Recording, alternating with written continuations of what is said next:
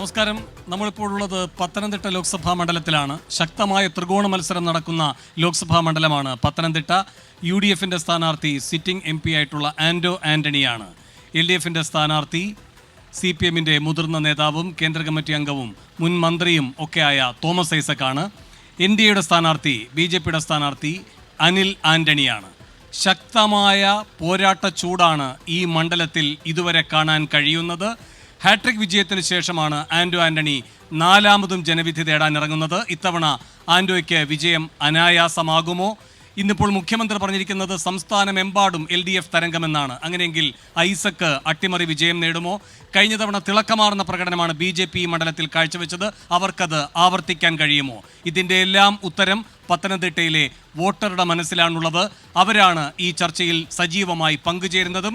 പത്തനംതിട്ടയിലെ പുതിയ ഈ ബസ് സ്റ്റാൻഡിന് സമീപമുള്ള വേദിയിലേക്ക് എല്ലാവരെയും സ്വാഗതം ചെയ്യുകയാണ്. നമുക്കിവിടെ രാഷ്ട്രീയം പറയാം.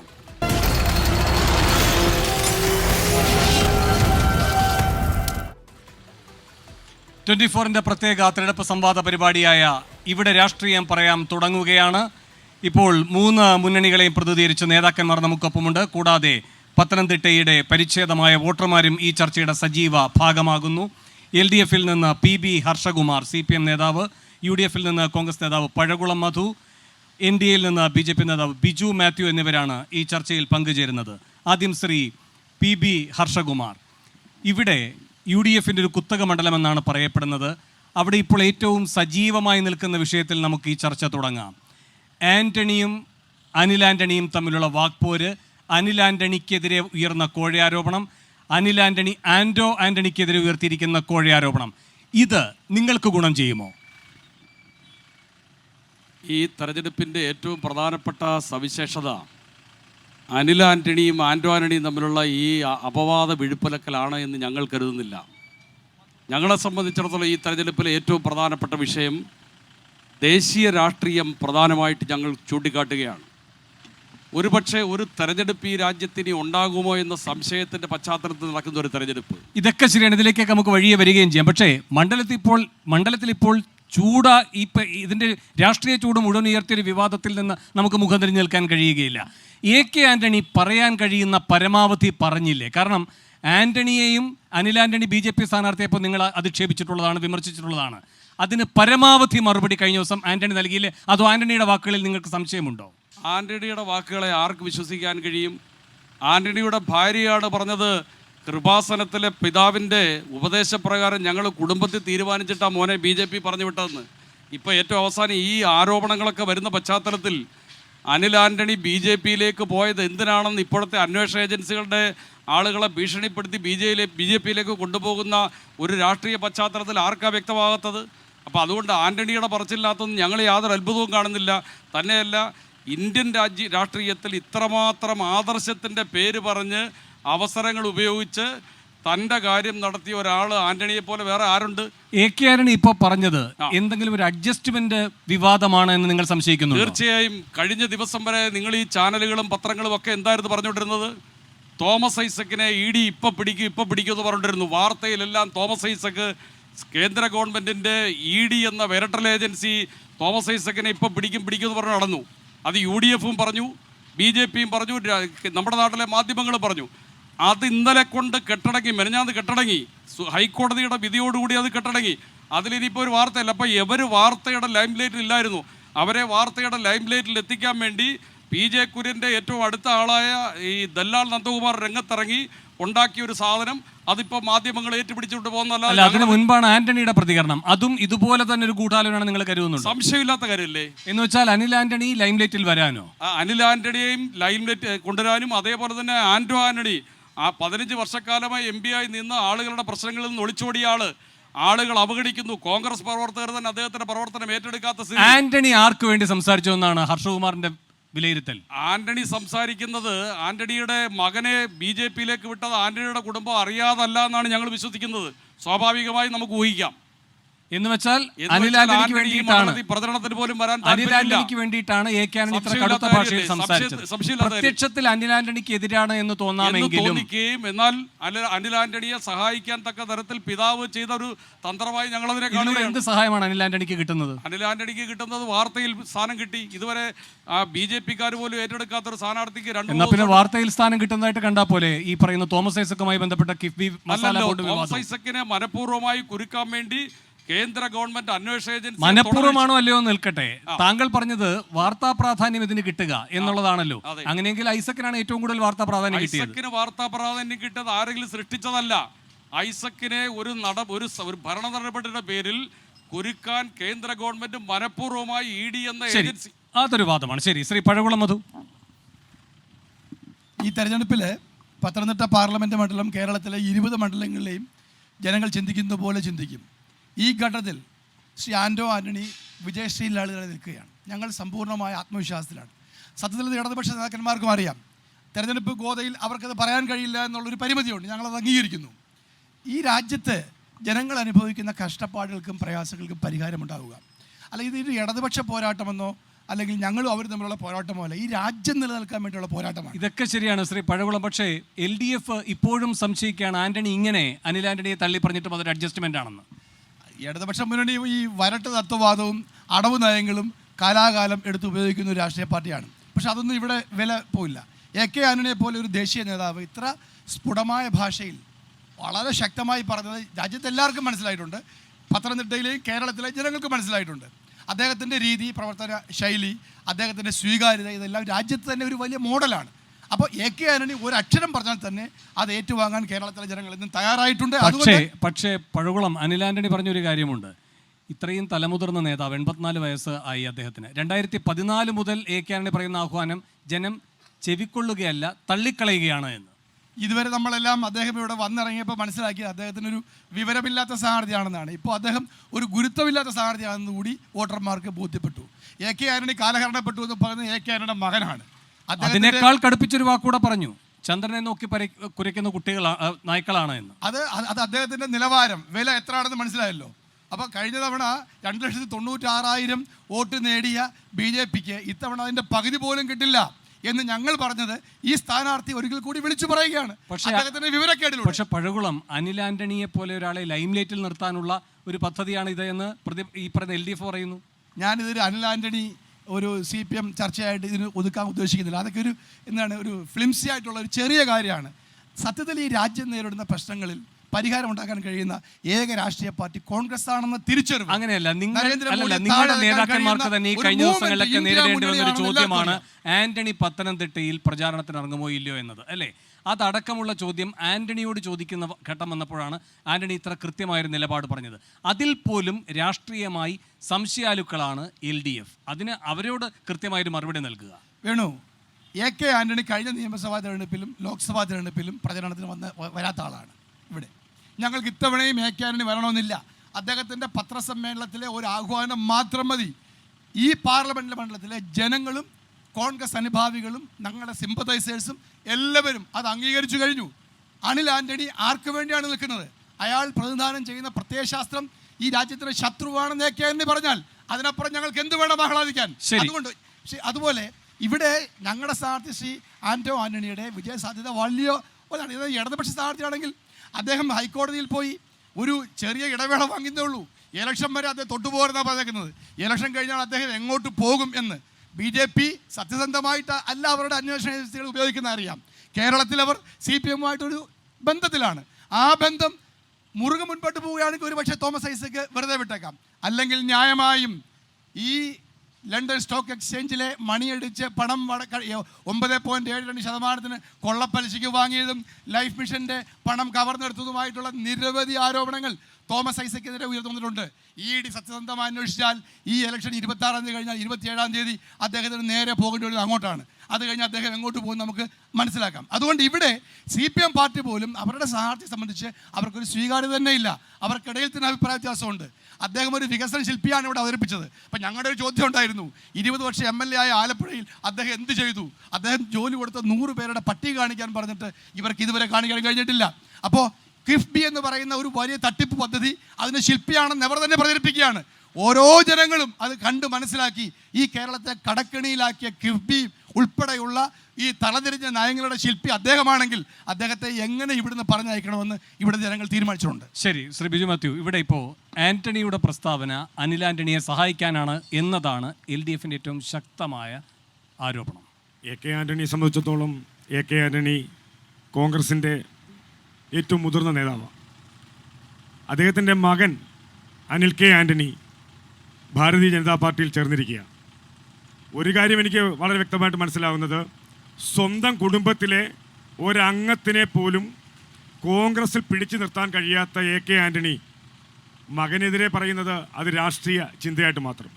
പിന്നെ വേണുവിനോട് എനിക്ക് പറയാനുള്ളത്, ഇവിടെ നടക്കുന്ന തെരഞ്ഞെടുപ്പ് എന്ന് പറഞ്ഞാൽ പാർലമെൻറ്റിലേക്ക് നടക്കുന്ന തെരഞ്ഞെടുപ്പ് ഇന്ന് ഇന്ത്യ മഹാരാജ്യം ഭരിക്കുന്ന NDA സഖ്യത്തിൻ്റെ ഭാരതീയ ജനതാ പാർട്ടി നേതൃത്വം കൊടുക്കുന്ന NDA സഖ്യവുമായി ഇവർ രണ്ടുപേരും ചേർന്ന മത്സരിക്കുന്നത്.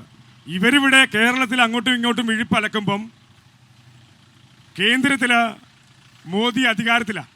നമുക്കറിയാം 2014 വെറും 44 സീറ്റും 2019 വെറും 52 സീറ്റുമുള്ള UDFുകാർ പറയുക കേന്ദ്രം ഭരിക്കുമെന്ന്. എന്ത് മിഥ്യാധാരണ! 400 സീറ്റുമായിട്ട് മോദി കേന്ദ്രത്തിൽ അധികാരത്തിൽ വരുമ്പം പത്തനംതിട്ടയിൽ നിന്നും വികസന മുരടിപ്പിനൊരു മാറ്റം ഉണ്ടാകുവാൻ അനിൽ K ആന്റണി വൻപിച്ച ഭൂരിപക്ഷത്തിൽ നരേന്ദ്രമോദിയോടൊപ്പം ഇന്ത്യൻ പാർലമെന്റിൽ ഉണ്ടാകുമെന്നുള്ളതിന് യാതൊരു സംശയവും വേണ്ട. ഇപ്പോൾ ഈ അനിൽ ആന്റണിക്കെതിരെ ഉയർന്നിരിക്കുന്ന കോഴ ആരോപണമോ?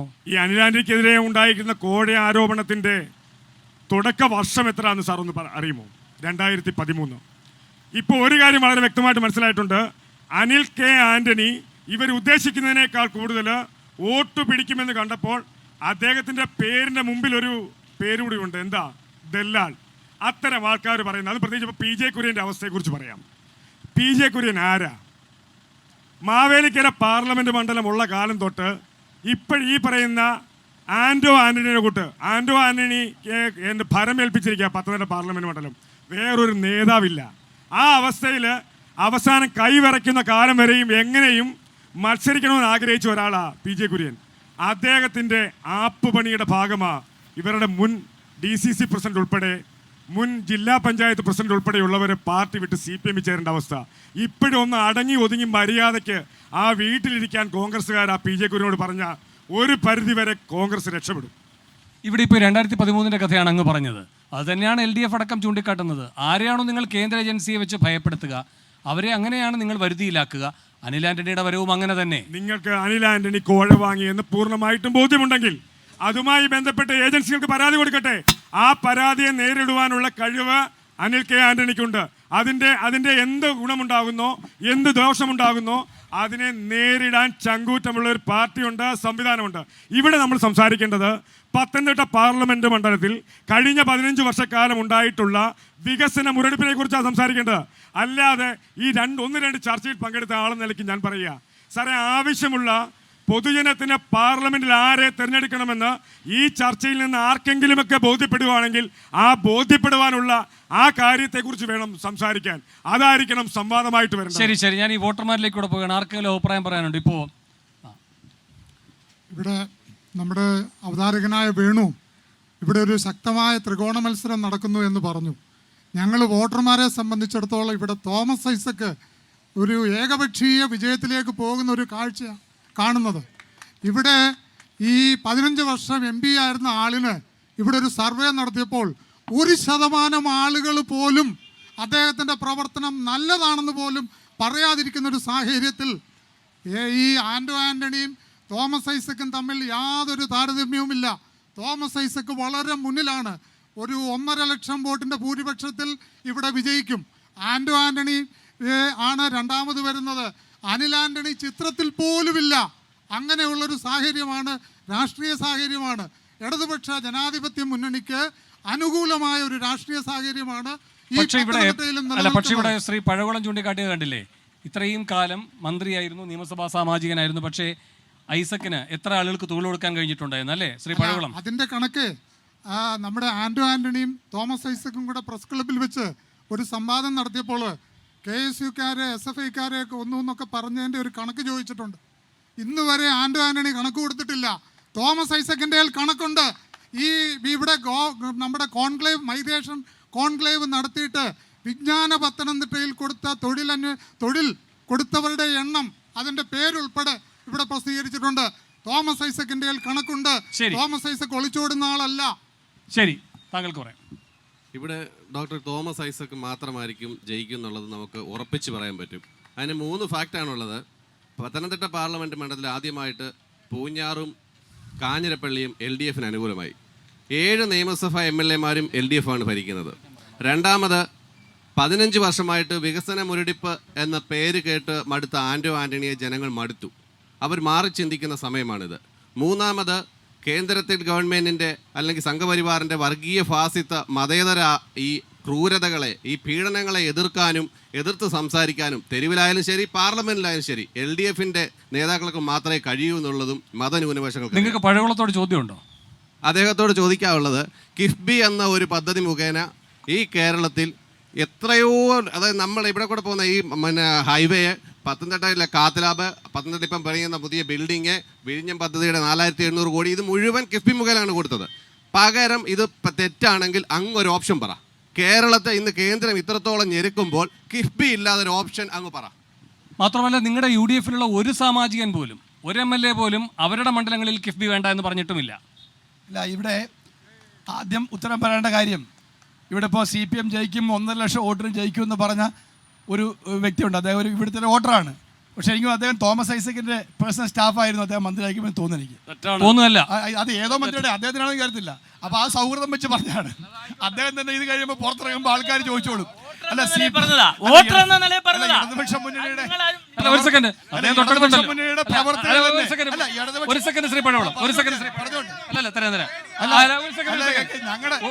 ഇങ്ങോട്ടൂടെ പഴവളം. ഒരു സെക്കൻഡ്, അങ്ങ് തോമസ് ഐസക്കിന്റെ പേഴ്സണൽ സ്റ്റാഫായിരുന്നു, പക്ഷെ അദ്ദേഹവുമായി ചേർന്ന് പ്രവർത്തിക്കുകയായിരുന്നില്ലേ? ആരുമായിട്ടും ചേർന്ന് പ്രവർത്തിക്കാം. തോമസ് ഐസക് എന്ന് പറയുന്ന വ്യക്തിയുമായിട്ട് ഇന്ന് ഇവിടെ രാഷ്ട്രീയം മറന്ന് എല്ലാവരും പ്രവർത്തിക്കും. BJPക്കാരുണ്ട്, കോൺഗ്രസ്സുകാരുണ്ട്. ശരി, അല്ല കിഫി അല്ല, അത് കുഴപ്പമൊന്നുമില്ല. അത് ആർക്കും പ്രവർത്തിക്കാം. അല്ല, അത് ആർക്കും പ്രവർത്തിക്കാം. ചോദ്യങ്ങൾ ചോദിച്ചതിന് ആൻസർ കഴിഞ്ഞതിന് ശേഷം വീണ്ടും പോകും. അല്ല, അതൊക്കെ ആർക്കും പ്രവർത്തിക്കാം. തോമസ് ഐസക് അങ്ങനെ ഒരു വെറുക്കപ്പെടേണ്ട ആളൊന്നുമില്ല. അദ്ദേഹം ചോദിക്കാം. ഞങ്ങൾ പറയുന്നത് അതല്ല, രാഷ്ട്രീയമാണ്. തോമസ് ഐസക് ആണ് കിഫ്ബി കൊണ്ടുവന്നത് ഇവർ തന്നെ പ്രചരിപ്പിക്കുന്നു. അത് ഞങ്ങളുടെ പ്രചരണത്തെ വളരെ മുന്നോട്ട് നയിക്കുകയാണ്. കാരണം കിഫ്ബി ഉമ്മൻചാണ്ടിയുടെ കാലത്ത് 1,30,000 കോടിയായിരുന്നു കേരളത്തിൻ്റെ പൊതുകടം. അത് EMSൻ്റെ കാലം മുതലുള്ള പൊതുകടമാണ്. ഇപ്പോൾ 4.5 ലക്ഷമായി, കേരളത്തിൻ്റെ 4.5 ലക്ഷം കോടിയായി വർദ്ധിച്ചു. ഇവർ ഈ കാലത്ത് 7.5 വർഷമായി ഒരു മെഗാ പ്രോജക്റ്റും കേരളത്തിൽ കൊണ്ടുവന്നിട്ടില്ല. ഈ കിഫ്ബി ഇവിടുത്തെ കിഫ്ബി, മൂത്രപ്പുര കിഫ്ബി, റോഡ് കിഫ്ബി, പാലം കിഫ്ബി എന്നൊക്കെ അവർ പറയുന്നു. അപ്പൊ ഞാൻ ചോദിക്കട്ടെ, ഇവിടുത്തെ ഈ MLA-മാരുടെ പണി എന്തായാലും ഇവിടുത്തെ MLA പറ്റി പറയുമ്പോ ഈ നമ്മൾ നിൽക്കുന്നതിന് നേരെ ഫ്രണ്ടിൽ കാണുന്ന ഇവിടെ ഫ്ലൈ ഓവർ ആർക്കും വേണ്ടതാണ്.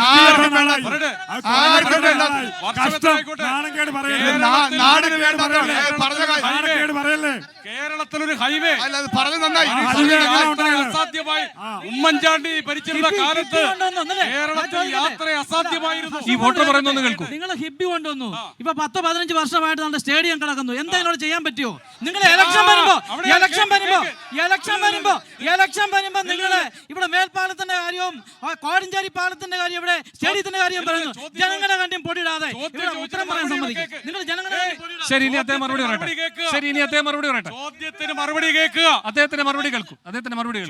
മറുപടി കേൾക്കാനോട് ക്ഷമ കാണിക്കുക. ആദ്യം പത്തനംതിട്ട സ്റ്റേഡിയം കിഫ്ബി ഫണ്ട് ഉപയോഗിച്ച് പണിയാൻ കേരള ഗവൺമെന്റ് തീരുമാനിച്ചു കഴിഞ്ഞപ്പോൾ ഈ MPയുടെ പാർട്ടി നിയന്ത്രിച്ച നഗരസഭാ ഭരണമായിരുന്നു അന്ന് A. സുരേഷ് കുമാർ ഇവിടെ ചെയർമാൻ.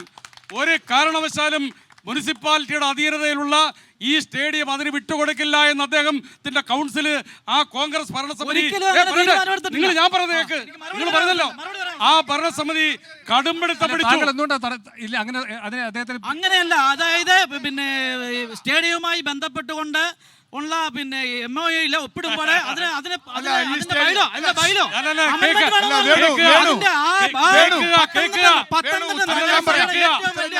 പത്തനംതിട്ട നഗരസഭയുടെ ഏറ്റവും വലിയ അസറ്റ്, പത്തനംതിട്ട നഗരസഭയുടെ ഏറ്റവും വലിയ അത് തീരെഴുതി കൊടുത്തു. വേണു കോടിക്കണക്കിന് രൂപ വരുന്ന തീരെഴുതി കൊടുത്തു. അത് അല്ലല്ല. പറ്റില്ല. അതിന്റെ ഉടമസ്ഥാവകാശം പത്തനംതിട്ട നഗരസഭയ്ക്ക് നിലനിർത്തിക്കൊണ്ട് വികസന പ്രവർത്തനം വേണമെന്ന് നഗരസഭ പറഞ്ഞു. അല്ല കിഫ്ബി അല്ല കേരള ഗവൺമെന്റ് കിഫ്ബിയിൽ ഈ സ്റ്റേഡിയം പണിയാൻ വന്നപ്പോ അതിനെ എതിർത്ത കൗൺസിലിലെ ആളാണ് ഈ പറയുന്നത്. അതെ അതെ അതിനെ എതിർത്ത കൗൺസിലിലെ ആളാ. ഇല്ല അത് ഞാൻ കേക്ക്. കാണുവാനുണ്ട്. എന്നിട്ട് അത് ഞങ്ങൾ കഴിഞ്ഞിട്ട് അതിനെ എതിർത്തില്ല. ഞങ്ങൾ പറഞ്ഞത് MOU ഒപ്പിടുമ്പോൾ അതിന് മതിയായ പ്രാതിനിധ്യം നഗരസഭയ്ക്ക് വേണം. അത് MOU ഒപ്പിടുമ്പോൾ അത് ചർച്ചയ്ക്ക് പോലും തയ്യാറാകാത്ത ആളാണ്. ആര് പറഞ്ഞു? അന്ന് ചർച്ചയ്ക്ക് പോലും തയ്യാറായില്ല. ഞങ്ങളൊക്കെ ചർച്ചയ്ക്ക് തയ്യാറായി. ഞങ്ങൾ MOU ഒപ്പിടുമ്പോൾ ഭരണസമിതി പത്തനംതിട്ട നഗരസഭയുടെ അസറ്റ് പത്തനംതിട്ടയ്ക്ക് നിലനിർത്തിക്കൊണ്ട് പോകണം. അങ്ങനെയാണ് ഞങ്ങൾ പറഞ്ഞിട്ടുള്ളത്. അത് അല്ലല്ല, പത്തനംതിട്ട ഇത് കേൾക്ക്. വരുമാനം നിങ്ങള് പത്തനംതിട്ട നിങ്ങള് കഥയറിയാതെ ആട്ടം കാണുന്ന ആളാണ്. ഞങ്ങളെ പഠിപ്പിക്കണ്ട. ഞങ്ങളെ അത് പഠിപ്പിക്കണ്ട. അല്ല കേട്ടോ ഇതേ സമയത്ത് കൊടുമണ്ണ് സ്റ്റേഡിയം കൊടുമണ്ണ് സ്റ്റേഡിയം ആ പഞ്ചായത്തിന്റെ അധീനതയിൽ തന്നെ ഒരു മുനിസിപ്പാലിറ്റിയുടെ അധികാരവും കവരാൻ വന്നില്ല. പണിഞ്ഞു തരാം. പക്ഷേ ഇടതുപക്ഷ മുന്നണി ഗവൺമെന്റ് കൊണ്ടിരുന്നത് സ്വീകരിച്ചാൽ കോൺഗ്രസിന്റെ മാനവിടി എന്ന് പറഞ്ഞിട്ട് വേണ്ടാന്ന് ഉത്തരം പറയാൻ അവസരം തരണം. പത്തനംതിട്ട സ്റ്റേഡിയം തന്നെ പറയാം. അതിൽ MOU ഒപ്പിട്ടത് കോൺഗ്രസിന്റെ ഭരണമാണ്. ഞങ്ങളുടെ മുനിസിപ്പൽ ഭരണം ഇവിടെ എത്ര വർഷമായി? ഞങ്ങളുടെ ഡിമാൻഡ് എന്തായിരുന്നു? ഞങ്ങൾ സംസ്ഥാന ഗവൺമെന്റ് തർക്കത്തിലാണ്. എന്താണ്? പത്തനംതിട്ട സ്റ്റേഡിയം ഈ നഗരസഭയുടെ സ്വത്താണ്. അത് മുനിസിപ്പാലിറ്റിയുടെ കയ്യിൽ തന്നെ ഉണ്ടാകണം. ഓണർഷിപ്പ് മുനിസിപ്പാലിറ്റി റീറ്റെയിൻ ചെയ്തിട്ട് എന്ത് വികസനം ചെയ്തോ എന്ന് പറഞ്ഞു. അപ്പോൾ ഇവിടുത്തെ മന്ത്രി സ്പോർട്സ് കൗൺസിലിനും മറ്റൊരു ഏജൻസിക്കുമായി മറിച്ചു കൊടുത്ത് CPM പാർട്ടിക്ക് കമ്മീഷൻ വാങ്ങാൻ നഗരസഭ കമ്മീഷൻ വാങ്ങാനായിട്ട് ഈ ജില്ലയിൽ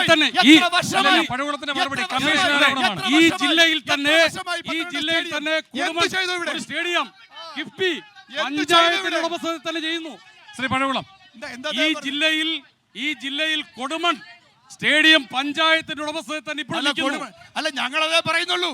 പത്തനംതിട്ട നഗരസഭ സ്റ്റേഡിയം നഗരസഭയുടെ സ്വത്തായി നിലനിർത്തിക്കൊണ്ടുള്ള വികസനമാണ്.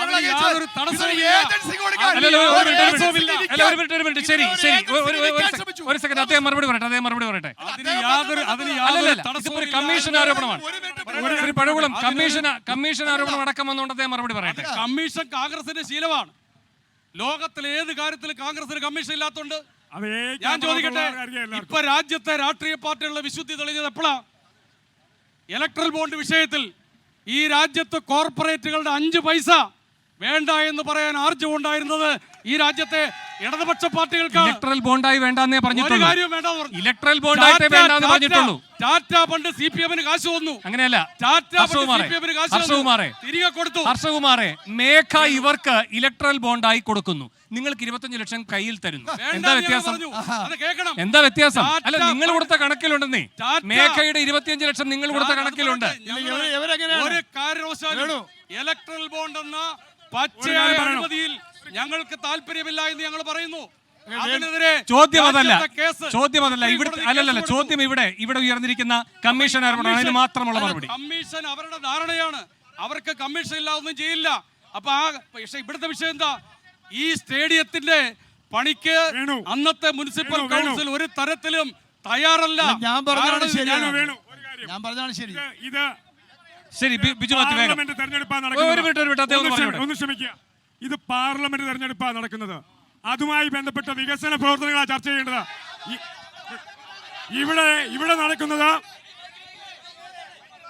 ഇവിടെ നടക്കുന്നത് കമ്മീഷന്റെ കഥയാണ് പറയുന്നത്. ആർക്കും ഇലക്ട്രൽ ബോണ്ട് വേണ്ട. അത് കണക്കിൽപ്പെടാതെ കയ്യിൽ കൂടെ വാങ്ങുന്നതിന്റെ കഥ പറഞ്ഞുകൊണ്ടിരിക്കുക. ഇവര്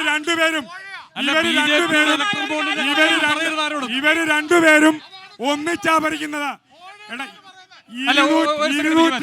വികസന പ്രവർത്തനത്തെ കുറിച്ച് പറയാം, ആമുഖമായി പറയാം. 1.5 ലക്ഷം വോട്ടിൽ പരം തോമസ് ഐസക് പത്തനംതിട്ട പാർലമെന്റിൽ വിജയിച്ചിരിക്കും. 1, 2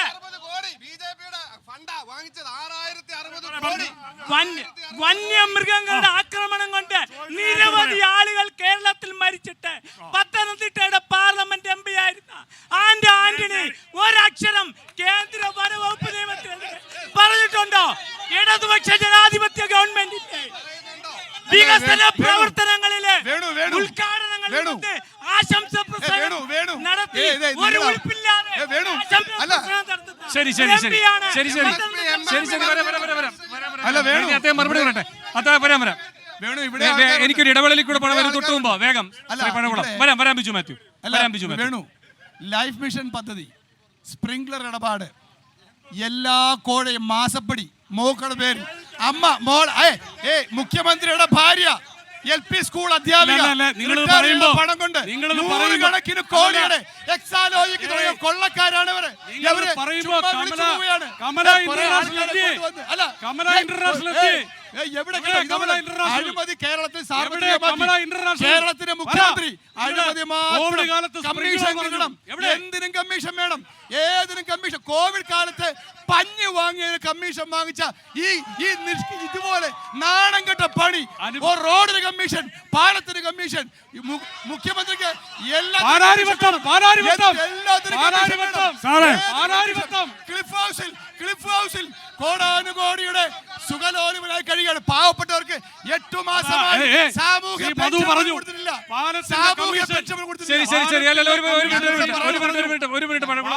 ഹർഷകുമാർ ഇതിനൊക്കെ ഒരു സെക്കൻഡ് ഇതിനൊക്കെ അങ്ങേക്ക് മറുപടി കൊടുക്കാനുള്ള അവസരം നൽകാം. PB ഹർഷകുമാർ, ഒരുപാട് ആരോപണങ്ങളാണ് വന്നത്. ഈ ബഹളത്തിനിടയിൽ എത്രമാത്രം താങ്കൾക്ക് കേൾക്കാൻ പറ്റിയെന്ന് എനിക്കറിയില്ല. അങ്ങയുടെ മറുപടി.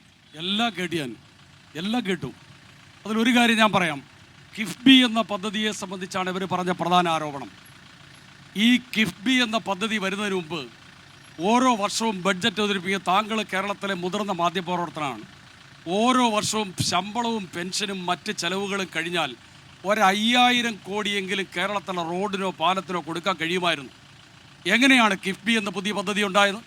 ആ കിഫ്ബി എന്ന പദ്ധതി രൂപം കൊടുത്തതിന് ശേഷം ആ കിഫ്ബിക്ക് തിരിച്ചടവ് എങ്ങനെയാണ്? കേരളത്തിൻ്റെ ബഡ്ജറ്റിനെ ബാധിക്കുന്നില്ല. കാരണം കിഫ്ബിയുടെ തിരിച്ചടവ് മോട്ടോർ വാഹന നികുതിയുടെ 20% ഓരോ വർഷവും അത് കൊടുക്കുകയാണ്. ഒരു വർഷം അതേപോലെ തന്നെ പെട്രോളിൻ്റെ സെസ്, ഇത് രണ്ടും കൂടി ഒരു മാസം 10 കോടി രൂപയാണ് കിട്ടുന്നത്. എന്ന് വെച്ചാൽ ഒരു ദിവസം, ഒരു മാസം അത് 300 കോടി രൂപയാണ്. ആ 300 കോടി രൂപ കൃത്യമായി അടഞ്ഞുകൊണ്ടാണ് കിഫ്ബിയുടെ റീപേയ്മെൻറ്റ് ഉണ്ടാകുന്നത്. കേരളത്തിൽ ഇതല്ലാതെ എന്ത് മാർഗമാണ് ഇവർക്ക് പറയാനുണ്ടായിരുന്നത്? കേരളത്തിലെ റോഡുകൾ ഇപ്പം തന്നെ കേരളത്തിന് മാത്രമാണ് ഹൈവേ അനുവദിച്ചപ്പോൾ കേന്ദ്ര ഗവൺമെൻറ് അതിൻ്റെ 25% വസ്തുവിൻ്റെ കൊടുക്കാൻ കേരളത്തോട് മാത്രമാണ് നിർബന്ധിച്ചത്. കേന്ദ്രത്തിൻ്റെ കേരളത്തോടുള്ള അവഗണന. ഇവിടെ നിന്ന് പോയ UDFൻ്റെ 18 MPമാർ അവിടെ ഒന്നിച്ച് ശബ്ദമുയർത്തിയിരുന്നെങ്കിൽ കേരളത്തോട് ഈ ചിറ്റമനയം കാണിക്കുമായിരുന്നില്ല. എന്നിട്ട് കേരളം ശ്വാസം മുട്ടുകയാണ് യാത്രാ പ്രശ്നത്തിൽ. അവിടെയാണ് ഇന്ന് ഹൈവേ തീരദേശത്തൂടെ യാത്ര ചെയ്യണം. ഈ പുനലൂർ മൂവാറ്റുപുഴ റോഡ് എന്ന് യാത്ര ചെയ്യണം. പക്ഷേ ഹർഷകുമാർ, ഇതൊക്കെ നിങ്ങൾ സുപ്രീം കോടതിയുടെ മുൻപാകെ അവതരിപ്പിച്ചപ്പോൾ സുപ്രീം കോടതിയുടെ ഏറ്റവും ഒടുവിലത്തെ വിധി എന്താണ്? ഇവിടുത്തെ കെടുകാര്യസ്ഥത പറഞ്ഞുകൊണ്ടുള്ള വിധിയാണ്. സുപ്രീം കോടതി കെടുകാര്യസ്ഥത പറഞ്ഞിട്ടില്ല. ആ വിധിയിലുണ്ട്. സുപ്രീം കോടതി ആ വിധിയിലുണ്ട്. സുപ്രീം കോടതി പറഞ്ഞു മാത്രമല്ല, അതിലൊരു പോയിന്റ് 57,600 കോടി രൂപ കേന്ദ്രം കൊടുക്കാനുണ്ടെന്ന് പറഞ്ഞിട്ട് സുപ്രീം കോടതിയിൽ കൊടുത്ത അഫിഡവിറ്റിൽ അത് എഴുതി വെക്കാൻ പോലും ഇവർക്ക് കഴിഞ്ഞില്ല. ശരി, അദ്ദേഹം പറയട്ടെ. കേരള ഗവൺമെന്റ് ഞങ്ങൾക്ക് 57,000 കോടി രൂപ തരാനുണ്ടെന്ന് പറഞ്ഞ് സുപ്രീം കോടതിയെ സമീപിച്ചു. കേരളത്തിലെ പ്രതിപക്ഷം എന്താ പറഞ്ഞത്? ഒന്നുമില്ല. സുപ്രീം കോടതി BJP പറയുന്നതിനേക്കാൾ വാശിയോടെ കേരളത്തിലെ പ്രതിപക്ഷമാണ് പറയുന്നത്. ഒന്നും മോഡി കൊടുക്കാനില്ല, മോഡി എല്ലാം കറക്റ്റ്, ഇവിടെ കുഴപ്പമാണെന്ന് പറഞ്ഞത് കേരളത്തിലെ പ്രതിപക്ഷം. ഈ പത്തനംതിട്ടയിൽ നിന്ന് പോയ MP കേന്ദ്രത്തിന് വേണ്ടി കേരളത്തെ സുപ്രീം കോടതിയിൽ നിങ്ങൾ തുടങ്ങി വെച്ച വ്യവഹാരം ഭരണഘടനാ ബെഞ്ചിലേക്ക് പോയത് അതൊരു ഭരണഘടനാ പ്രശ്നം നിങ്ങൾ ഉന്നയിച്ചതിന്റെ മാത്രം മെറിറ്റിലാണ്. വിഷയമെന്ന് പറയുന്നത് കടപരിധി ഉയർത്തുക എന്നുള്ളതായിരുന്നു, വായ്പാ പരിധി ഉയർത്തുക എന്നുള്ളതായിരുന്നു. കേന്ദ്രത്തിൽ നിന്ന് നിങ്ങൾക്ക് വേണ്ട വിഹിതം, നമുക്ക് വേണ്ട വിഹിതം കിട്ടണമെന്നതായിരുന്നു. ഇത് രണ്ടും അംഗീകരിക്കപ്പെട്ടിട്ടില്ല എന്ന് മാത്രമല്ല, അതിന്റെ കാരണമായി പറഞ്ഞത് കേരളത്തിന്റെ മിസ്മാനേജ്മെന്റ് തന്നെയാണ് ആ വിധിയിലുള്ളത്. നമ്മൾ കാണേണ്ടത് സുപ്രീം കോടതി അടിവരയിട്ട് പറഞ്ഞിരിക്കുന്നു. ഇതിന് ശേഷം കർണാടക ഗവൺമെന്റ് കൊടുത്ത കേസ് തമിഴ്നാട് കൊടുത്തു. ഓരോ സംസ്ഥാനങ്ങൾ പോവുകയാണ്. സുപ്രീം കോടതിക്ക് വളരെ വ്യക്തമായി ബോധ്യപ്പെട്ടു ഇതൊരു ഭരണഘടനാ പ്രശ്നം തന്നെയാണ്. ഈ ഭരണഘടനയെ നഗ്നമായി ബലാത്സംഗം ചെയ്യുകയാണ് കേന്ദ്ര ഗവൺമെന്റ് എന്ന് തോന്നലിന്റെ അടിസ്ഥാനത്തിലാണ് സുപ്രീം കോടതിക്ക് സുപ്രീം കോടതി ഭരണഘടനാ ബെഞ്ചിന് വിട്ടിരിക്കുന്നത്. അല്ലാതെ കേരളത്തോടെ മാത്രമുള്ളതല്ല. ശരി അങ്ങനല്ല. വേണു അവർ പറഞ്ഞത് ഒരാളോട് മാത്രമല്ല ചോദിക്കേണ്ടത്.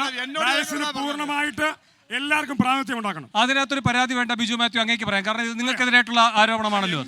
എല്ലാ ആരോപണവും എല്ലാവർക്കും അറിയാം. ഉൾപ്പെടെയുള്ളവർ പറഞ്ഞില്ലേ, അങ്ങേക്ക് മറുപടി പറയണ്ടേ? പറയണം. അങ്ങേക്ക് മറുപടി പറയണം. തോമസ് ഐസക് ജയിക്കുമെന്നും ഒരു പ്രകടന പത്രികയിൽ ഞങ്ങൾ അധികാരത്തിൽ വന്ന എത്ര സീറ്റിൽ മത്സരിക്കുന്നുണ്ട് സാറേ? ഇവിടെ 16 മത്സരിക്കുക. ഇന്ത്യ മൊത്തം കൂടെ 18 മത്സരിക്കുന്നവർ പറയാ ഞങ്ങൾ ജയിച്ചാന്ന്. ആന പിണ്ടമിടുന്ന കണ്ടോണ്ട് മൊയിൽ മുക്കുക. കഷ്ടമല്ലേ, കഷ്ടം. ഒരു സെക്കൻഡ് ബിജു മാത്യു. ഓക്കെ, ഇവിടെ ഞാൻ കുറച്ച് മുമ്പേ ചോദിക്കാൻ തുടങ്ങിയ കാര്യമാണ്. ശരിക്കും പറഞ്ഞാൽ ഈ ചർച്ച ഇവിടെ നടത്തേണ്ടത് ഇവിടെ ആയിരുന്നില്ല. നമ്മുടെ ജില്ലാ സ്റ്റേഡിയത്തിന് ഇപ്പുറത്ത് വലിയൊരു സ്റ്റേഡിയം ഉണ്ട്. ആന്റണി സാറിന്റെ 15 വർഷം മുമ്പ് കല്ലിട്ടു, ഗവർണർ വന്ന് കല്ലിട്ടു, ഉമ്മൻചാണ്ടി സാറ് വന്ന് കല്ലിട്ടു. ശരിക്കും പറഞ്ഞാൽ അവിടെ ആയിരുന്നു നടത്തേണ്ടിയിരുന്നത്. അതിവിടെ പോയെന്ന് ഒരു പിടുത്തവും ഇല്ല. പിന്നെ കമ്മീഷന്റെ കാര്യം സാറ് പറഞ്ഞു, പോയിട്ട് 7.5 വർഷം കഴിഞ്ഞ് അറിയാവോ സാറിന്? അത് കഴിഞ്ഞ്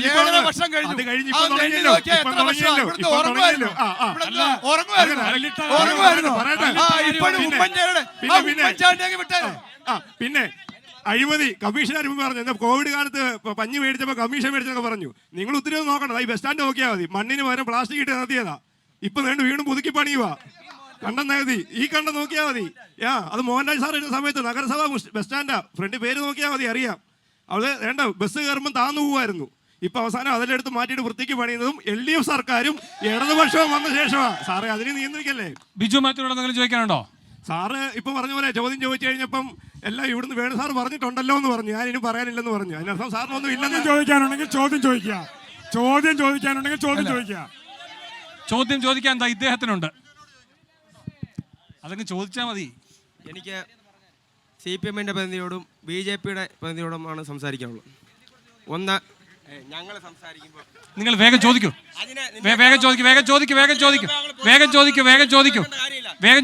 എഴുതി വായിക്കുന്നത് മുഖ്യമന്ത്രി, അത് തെറിച്ചു പോകുമ്പോൾ മൈക്ക് ഓടിക്കുന്നത് കേരളത്തിന്റെ മുഖ്യമന്ത്രിയാണെന്ന് എല്ലാവർക്കും അറിയാം. ഞങ്ങൾക്ക് എഴുതി വായിക്കേണ്ട സാഹചര്യം. ഒന്നാമത് എനിക്ക് സഖാവിനോടാണ് ചോദിക്കേണ്ടത്. നിങ്ങളോട് ചോദിക്കാനുള്ളത്, നിങ്ങൾ മതനിരപേക്ഷതയുള്ള പാർട്ടിക്ക് ഇന്ത്യയിൽ, അല്ലെങ്കിൽ ഫാസിസ്റ്റ് വിരുദ്ധ ശക്തികൾക്ക് ഇന്ത്യയിൽ പിന്തുണ കൊടുക്കുമെന്ന് നിങ്ങൾ പറയുന്നു. അപ്പോൾ ഇന്ത്യയിൽ നിങ്ങൾ ഏത് പാർട്ടിക്കാണ് നിങ്ങൾ മെയിനായിട്ട് പിന്തുണ പ്രഖ്യാപിക്കുന്നത്? ഈ ഇലക്ഷൻ കഴിഞ്ഞാൽ നിങ്ങളുടെ ജയിച്ച 1 2 ആർക്ക് പിന്തുണ കൊടുക്കുമെന്ന് ഈ അവസരത്തിൽ നിങ്ങൾ ഇവിടെ പറയണം. ശരി, അതിന് മറുപടി ഒന്ന്.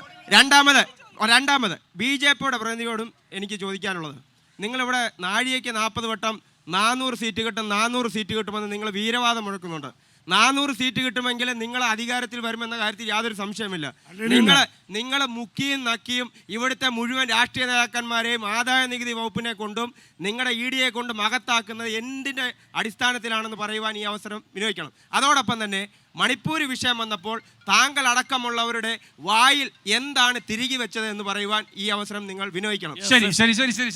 ഒറ്റ ചോദ്യം കൂടെ, ലാസ്റ്റ് ചോദ്യം. ഇവിടെ സ്റ്റേഡിയത്തിന്റെ അവിടെ മാത്രം വെച്ചല്ല സഖാവെ ചർച്ച നടത്തേണ്ടത്. ഇവിടെ പത്തനംതിട്ട മുനിസിപ്പാലിറ്റിയുടെ അധീനതയിലുള്ള പത്തനംതിട്ട ഗവൺമെന്റ് ഹോസ്പിറ്റല്, ഇവിടുത്തെ മന്ത്രിയുടെയും ചെയർമാന്റെയും തർക്കം കാരണം അത് ജില്ലാ പഞ്ചായത്തിന് എഴുതി കൊടുത്ത ആ മിറ്റത്ത് കൂടെ വെച്ച് ചർച്ച നടത്തുന്നത് നല്ലതായിരിക്കുമെന്ന് പറയുവാൻ ഈ അവസരം ഞങ്ങൾ വേണു ഉത്തരം ഞാനാ പറയണ്ടത്. ഒരുപാട് ചോദ്യങ്ങൾ ചോദിക്കരുത്. ശരി, പോട്ടെ.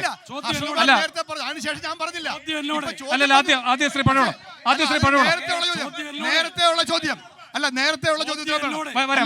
അദ്ദേഹത്തിന്റെ ഊഴം കഴിഞ്ഞ് എന്റെ അടുത്ത് വരണ്ടായിരുന്നു, താങ്കൾ വന്നില്ല. എന്നിട്ട് അദ്ദേഹത്തിലേക്ക് പോയി. അപ്പൊ ഇപ്പൊ എന്റെ ഊഴമാണ്. അപ്പൊ എനിക്ക് അതിന് മറുപടി പറയണം. അതായത് ഇവർ പറഞ്ഞു കേരളത്തില് ഇവരുടെ ഗവൺമെന്റിന് ഇവരെന്തിനാ വന്നേക്കുന്നത്? കടം വാങ്ങാൻ വേണ്ടിയാണോ? 7.5 വർഷക്കാലമായി കേരളത്തിൽ ഇത്തരം പ്രശ്നങ്ങളുണ്ടെങ്കിൽ 1 രൂപ പുതുതായി നികുതി ഉണ്ടാക്കുന്ന എന്തെങ്കിലും പദ്ധതി ഈ ബുദ്ധിമാന്മാർക്ക് കേരളത്തിൽ കൊണ്ടുവരാൻ കഴിഞ്ഞോ? കടം വാങ്ങി വികസനം. ഇത് തോമസ് ഐസക്കിന്റെ തന്ത്രമാണ്. തോമസ് ഐസക്കാണ് കേരളത്തെ ഇങ്ങനെ മൂടിയാൻ കാരണം. ഇത് ശ്രീലങ്ക ആകാൻ പോവുകയാണ്. കേരളം ശ്രീലങ്ക ആകാൻ പോവുകയാണ്. നിങ്ങൾ എത്ര ചോദ്യമാണ് ചോദിച്ചത്? കേരളം ശ്രീലങ്ക ആകാൻ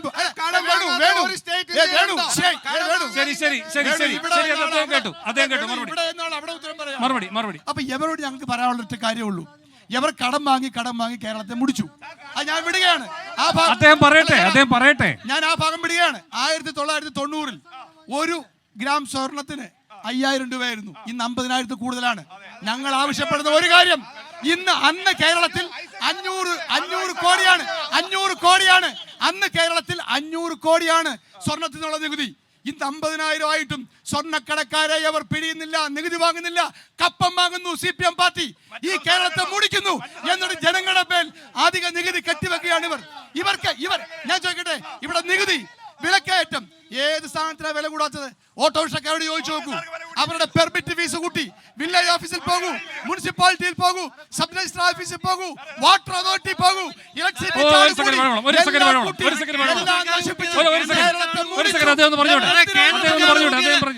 രൂപ പെൻഷൻ കൊടുക്കാൻ ഗതിയില്ലാത്ത ഗവൺമെന്റ് നിങ്ങൾ എന്താണ് നയം പറയുന്നത്? നല്ല ചോദ്യം. ഉമ്മൻചാണ്ടിയുടെ കാലത്ത് സാമൂഹ്യ പെൻഷൻ കുറിച്ച് അദ്ദേഹം പറഞ്ഞത് ഇവർ പ്രചരിപ്പിക്കുന്ന 18 മാസം ഞങ്ങൾ കൊടുത്തില്ലെന്നാ. സേവന എന്ന് പറഞ്ഞൊരു പോർട്ടലുണ്ട്, അത് കയറി 1 മാസമല്ലാതെ ഒറ്റ ദിവസം പോലും പെൻഷൻ വാങ്ങിയിട്ടില്ല. ഉമ്മൻചാണ്ടിയുടെ കാലത്ത് ഉമ്മൻചാണ്ടിയുടെ കാലത്ത് 3 പെൻഷൻ വരെ ഒരാൾക്ക് വാങ്ങാമായിരുന്നു. വാർദ്ധക്യകാല പെൻഷൻ, വിധവാ പെൻഷൻ, കർഷക തൊഴിലാളി പെൻഷൻ. കേരളത്തിലെ ക്ഷേമനിധി ബോർഡുകളുടെ പെൻഷൻ മൊത്തം കൊള്ളയടിച്ച് തിന്നവരാണ് കേരളത്തിലെ കമ്മ്യൂണിസ്റ്റുകാർ. ശരി. ഞാൻ ഹർഷകുമാറിലേക്ക്, ബിജു മാത്യുവിലേക്ക് വരാം. ശരി, അങ്ങ് പറഞ്ഞു കഴിഞ്ഞു. വരാം ശ്രീ ഹർഷകുമാർ. ശരി, നിശ്ചയമായി ഞാൻ വരാം. ശ്രീ PB ഹർഷകുമാർ. ഇവിടെ ചോദിച്ച ചോദ്യങ്ങളിൽ ഒന്ന്, ഇടതുപക്ഷ മുന്നണി ജയിച്ചു പോയി ആരുടെ കൂടെ കൂടുമെന്നാണ് ചോദിച്ചത്. ഞങ്ങൾ ജയിച്ചു പോയാൽ ഇന്ത്യ മുന്നണിക്ക് ശക്തമായ പിന്തുണ കൊടുക്കും. ഈ ഇന്ത്യ മുന്നണി ഏതാണെന്ന് ചോദിച്ചാൽ, തമിഴ്നാട്ടിൽ DMKയുടെ കാലെ പിടിച്ചു തൂങ്ങുന്ന കോൺഗ്രസ്, ബീഹാറിൽ ലാലു പ്രസാദിൻ്റെ വാലിൽ പിടിച്ചു തൂങ്ങുന്ന കോൺഗ്രസ്, മഹാരാഷ്ട്രയിൽ ശിവസേനയുടെ NCPയുടെയും വാലിൽ തൂങ്ങുന്ന കോൺഗ്രസ്, ബംഗാളിൽ ഞങ്ങളോടൊപ്പം നിൽക്കുന്ന കോൺഗ്രസ്, പറയട്ടെ, ആ കോൺഗ്രസ് ഉൾപ്പെടുന്ന ഇന്ത്യ മുന്നണിക്ക് ഞങ്ങൾ പിന്തുണ കൊടുക്കും. രണ്ട് CPM ഒരു സെക്കൻഡ് ശ്രീ ഹർഷകുമാർ, ഒരു സെക്കൻഡ്. നിങ്ങൾ ദേശീയ തലത്തിൽ CPM ആരുടെയും കാലിൽ പിടിച്ചു തൂങ്ങാതെ എത്ര സീറ്റിൽ മത്സരിക്കുന്നു? കോൺഗ്രസ് എത്ര സീറ്റിൽ മത്സരിക്കുന്നു? ഞാൻ ചോദിച്ചത്, ഇവിടെ കോൺഗ്രസിന്റെ ഒരു ധാരണയുണ്ട്, ഞങ്ങൾ ഏതാണ്ട് പഴയ സാറേ, കോൺഗ്രസ് 300 സീറ്റിൽ മത്സരിക്കുന്നുണ്ട്. പറഞ്ഞോട്ടെ, നിങ്ങൾ എത്ര സീറ്റിൽ? ഇന്ത്യ രാജ്യത്ത് ഭരിക്കണമെങ്കിൽ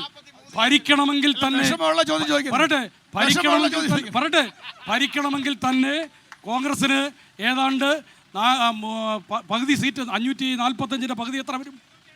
272 സീറ്റ് കിട്ടണം. ഈ 300 മത്സരിച്ച കോൺഗ്രസ് കഴിഞ്ഞ പ്രാവശ്യം രാഹുൽ ഗാന്ധിയുടെ അനുഭവം കണ്ടല്ലോ, അമേത്തിയിലെ കണ്ടായിരുന്നല്ലോ. അവിടെ ഇവിടെ കൂടെ വന്ന് ജയിക്കാൻ പോകുന്നത് ഉത്തരേന്ത്യയിൽ എവിടെയെങ്കിലും ഇന്ദിരാഗാന്ധി 77 തോറ്റിട്ട് ഞങ്ങൾ തിരിച്ചു വന്നതാ, അതറിയോ? അതുപോലെ ഞങ്ങൾ തിരിച്ചു ആ കാലമൊക്കെ പോയി. ആ കാലം പോയെന്ന് ഏറ്റവും നന്നായി അറിയാവുന്നത് കോൺഗ്രസിനാണ്. ഞങ്ങളെ സംബന്ധിച്ച് ഞങ്ങൾ ഒറ്റയ്ക്ക് ഇന്ത്യ രാജ്യത്ത് ഭരിക്കില്ല എന്ന് ഞങ്ങൾക്കറിയാം. പക്ഷേ ഇന്ത്യ രാജ്യത്തിൻ്റെ ഭരണത്തിൽ അതിശക്തമായ ഇടപെടൽ നടത്താൻ കഴിയുന്ന തിരുത്തൽ ശക്തിയാകാൻ പാർലമെന്റിൽ ഇടതുപക്ഷം വേണം. ആ തിരുത്തൽ ശക്തിയാവാനാണ് ഞങ്ങൾ നിൽക്കുന്നത്. മറ്റൊരു ചോദ്യം ശ്രീ മധു ഇവിടെ പറഞ്ഞു. അദ്ദേഹം എൻ്റെ അടുത്ത അയൽക്കാരനും സുഹൃത്തുമാണ്. അദ്ദേഹം പറഞ്ഞത് കേരളത്തിൽ ഇടതുപക്ഷ ജനാധിപത്യ മുന്നണി പെൻഷൻ്റെ കാര്യത്തെ പറഞ്ഞ് കബളിപ്പിക്കുന്നു എന്ന് പറഞ്ഞു. കേരളത്തിൽ ഉമ്മൻചാണ്ടി 600 രൂപയായി പെൻഷൻ വർദ്ധിപ്പിച്ചു. 18 മാസക്കാലം ഈ നാട്ടിലെ ഒരു പാവപ്പെട്ട ഒരു പെൻഷൻ കിട്ടിയില്ല. ഉമ്മൻചാണ്ടി നിഷേധിച്ച പെൻഷൻ പിണറായി വിജയൻ വന്നപ്പോൾ ആദ്യമായി 18 മാസത്തെ പെൻഷൻ ഒന്നിച്ചു കൊടുത്തു. വെറുതെ പറയുകയല്ല ചെയ്തത്. ഞാൻ സേവന പോർട്ടൽ നമുക്ക്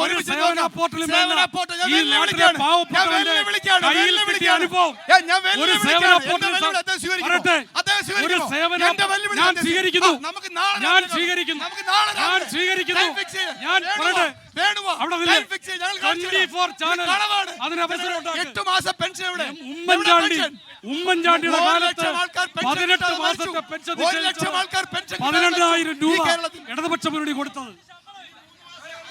ശരി ബിജു മാത്യുവിന് അവസരം. ഈ യൂത്ത് കോൺഗ്രസ്സുകാരൻ ചോദിച്ച 2 ചോദ്യമാണ് എന്നോട് ചോദിച്ചത്. യൂത്ത് കോൺഗ്രസ് ആണെന്ന് നിങ്ങൾ തീരുമാനിക്കുക, ഏത് ഐഡന്റി കാർഡാണെന്ന് നിങ്ങൾ നോക്കുക, നിങ്ങൾ തീരുമാനിക്കുക.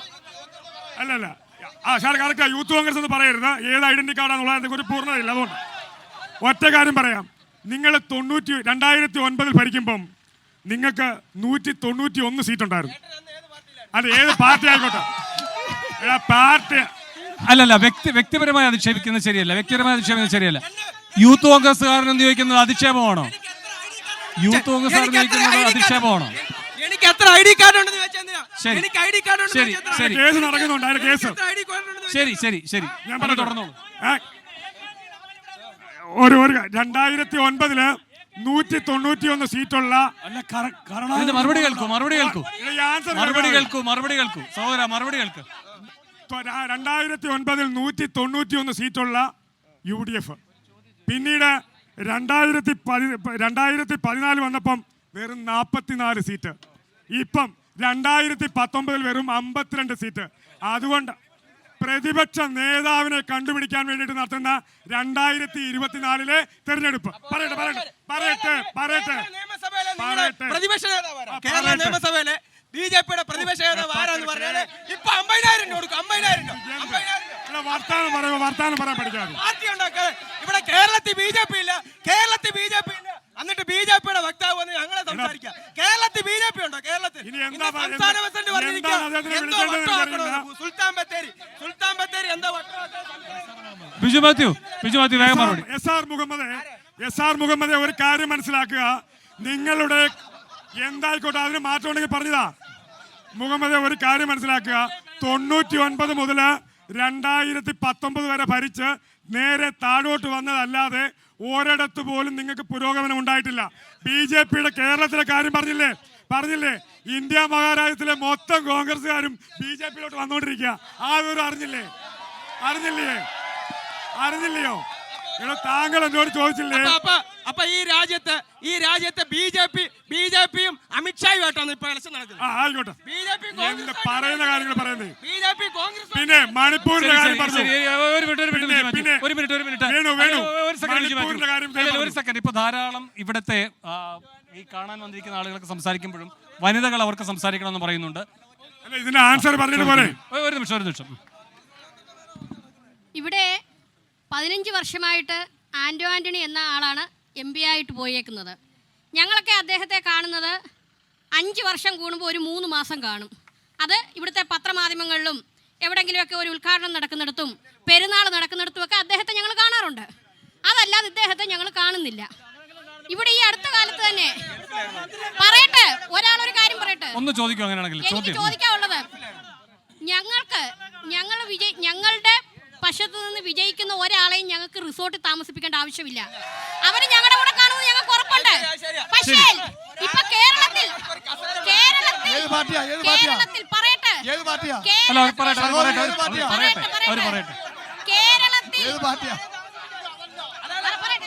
അവർ പറയട്ടെ, അവർ സംസാരിക്കട്ടെ. ഇത് ശരിയല്ല, അവർ സംസാരിക്കട്ടെ. അവർ സംസാരിക്കട്ടെ. ചോദ്യത്തിലേക്ക് ഉണ്ടാക്കാൻ വേണ്ടി മാത്രമാണ് ചർച്ചയെങ്കിൽ പിന്നെ എന്തിനാണ് ബാക്കി മുന്നണികളെ വിളിച്ചുകൂടെ ചർച്ച ചെയ്യുന്നത്?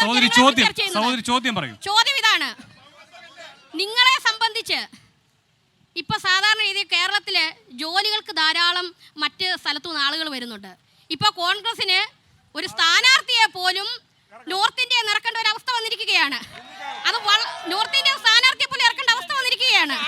അത് നമുക്ക് മനസ്സിലാക്കില്ല. അവര് പാലക്കാട് ജനിച്ചു വളർന്നവരാണ്.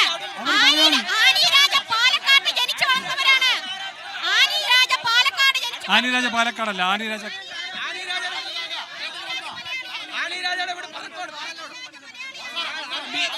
അല്ലല്ല. ശരി.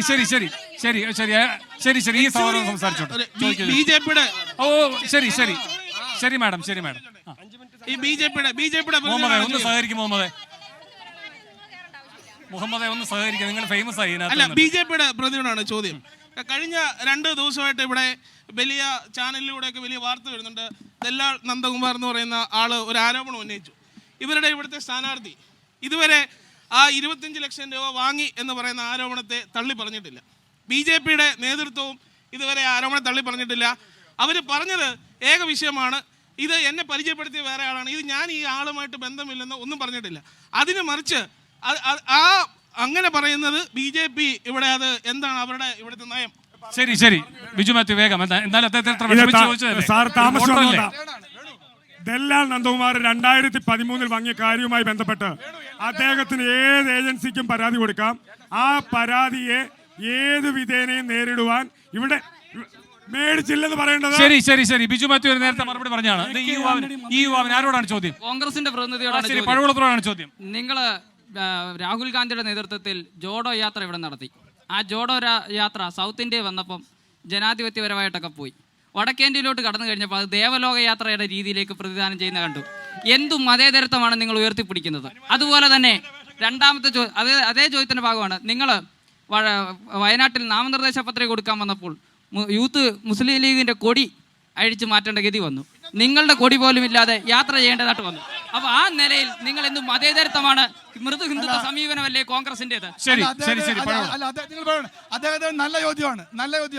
അദ്ദേഹം ചോദിച്ച ഭാരത് ജോഡോ യാത്രയെ കുറിച്ചാണ്. അതിന് ഉത്തരം ഞാൻ കൊടുക്കാൻ അദ്ദേഹത്തിന് കിട്ടും. ഭാരത് ജോഡോ യാത്രയുടെ സമാപനത്തിൽ പോയ സീതാറാം യെച്ചൂരിയോട് ചോദിച്ചാൽ മതി. ബംഗാളിൽ ചെന്നപ്പോ അത് വടക്കേ ഇന്ത്യ ആണല്ലോ. ബംഗാളിൽ ചെന്നപ്പോ ഇവിടുത്തെ MV ഗോവിന്ദനാണ് മുഹമ്മദ് സലീം രാഹുൽ ഗാന്ധിയുടെ പടം വെച്ച് ഭാരത് ജോഡോ സിന്ദാബാദ് എന്ന് വിളിച്ചു കൊടുത്ത ആള് മുഹമ്മദ് സലീമാണ്. സ്റ്റേറ്റ് സെക്രട്ടറി ചോദിച്ചാൽ മതി. വേറൊരു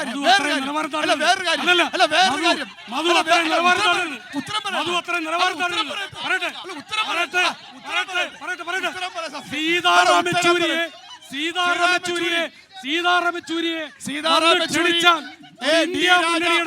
മര്യാദയുടെ ഭാഗമായി കോൺഗ്രസിന്റെ പോലെ അധിക്ഷേപിക്കുന്ന ആ പരാമർശം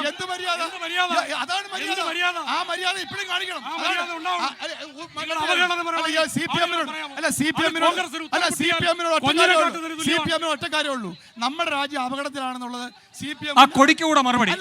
ആ വോട്ടർ പറഞ്ഞ കൊടിക്കൂടുള്ള മറുപടി. ഞങ്ങളുടെ ഈ രാജ്യം അപകടത്തിലാണെന്ന് എവർക്കും അറിയാം, ഞങ്ങൾക്കും അറിയാം. എല്ലാം CPM-നും ഞങ്ങൾക്കും ഒരേ നിലപാടാണ്.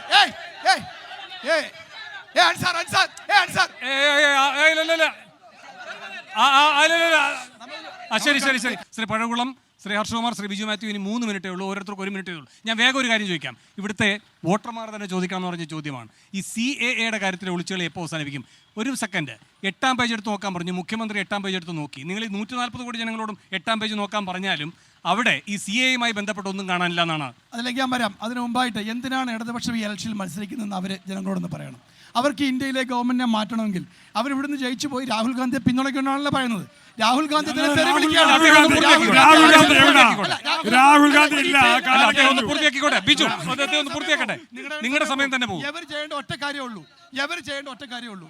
എവർ ചെയ്യേണ്ടത് എവിടുത്തെ മുഖ്യമന്ത്രി BJP-യോടും RSS-നോടും എതിരുണ്ടെങ്കിൽ ചെയ്യേണ്ട ജാർഖണ്ഡ് മുഖ്യമന്ത്രി ഹേമന്ത് സോറൻ കാണിച്ച തൻ്റെ ഇടം, ഡൽഹി മുഖ്യമന്ത്രി അരവിന്ദ് കെജ്രിവാൾ കാണിച്ച തൻ്റെ ഇടം മോഡിയുടെ മുഖത്ത് നോക്കി ചോദിച്ചിട്ട് അല്ലാതെ മോഡിയുടെ മുമ്പിൽ പോയി കുനിഞ്ഞു കുത്തി നിൽക്കുകയല്ല CPM ചെയ്യേണ്ടത്. CAA മാറ്റാൻ ഞങ്ങളാണ് തീരുമാനമെടുക്കാൻ പോകുന്നത്. ഞങ്ങൾക്ക് മാത്രമേ ഇന്ത്യയിൽ എങ്ങുമില്ലാത്ത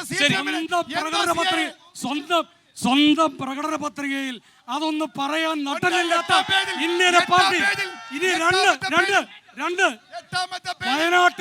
വയനാട്ടിൽ രാഹുൽ ഗാന്ധി നോമിനേഷൻ കൊടുക്കാൻ വന്നപ്പോ കൂടെയുള്ള ഘടകകക്ഷിയുടെ കൊടി മാറ്റാൻ വേണ്ടി സ്വന്തം കൊടി പണയം വെച്ച പാർട്ടി അവരാര്? ഇനി മൂന്ന് രാഹുൽ ഗാന്ധിക്ക് രാഹുൽ ഗാന്ധിക്ക് പിന്തുണ കൊടുക്കാൻ ഞങ്ങൾ പോകുന്നു. രാഹുൽ ഗാന്ധി വയനാട്ടിൽ നിന്ന് ജയിച്ചിട്ട് വേണ്ടേ രാഹുൽ ഗാന്ധി ആലോചിക്കാം. രാഹുൽ ഗാന്ധി അല്ല.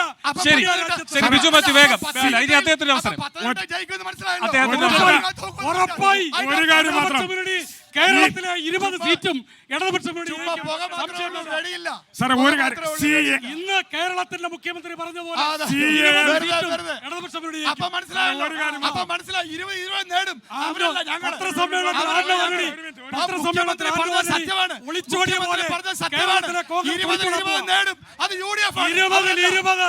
കേരളത്തിന്റെ മുഖ്യമന്ത്രി പറഞ്ഞ പോലെ കഴിഞ്ഞ പ്രാവശ്യം മുഖ്യമന്ത്രി പറഞ്ഞു BJP പൂജ്യമാകും. ശരി ശരി ശരി എല്ലാവർക്കും ആവശ്യത്തിന് സമയം കിട്ടിയെന്ന് കരുതുന്നു. കിട്ടാത്തവർ ക്ഷമിക്കുകയും ചെയ്യണം. എന്തായാലും പത്തനംതിട്ടയുടെ രാഷ്ട്രീയ ചൂടറിഞ്ഞ സംവാദമാണ് ഇവിടെ പൂർത്തിയാകുന്നത്. നാളെ മാവേലിക്കര മണ്ഡലത്തിൽ വെച്ച് കാണാം. ചെങ്ങന്നൂർ പ്രൈവറ്റ് ബസ് സ്റ്റാൻഡിലേക്ക് എല്ലാവർക്കും സ്വാഗതം. നന്ദി.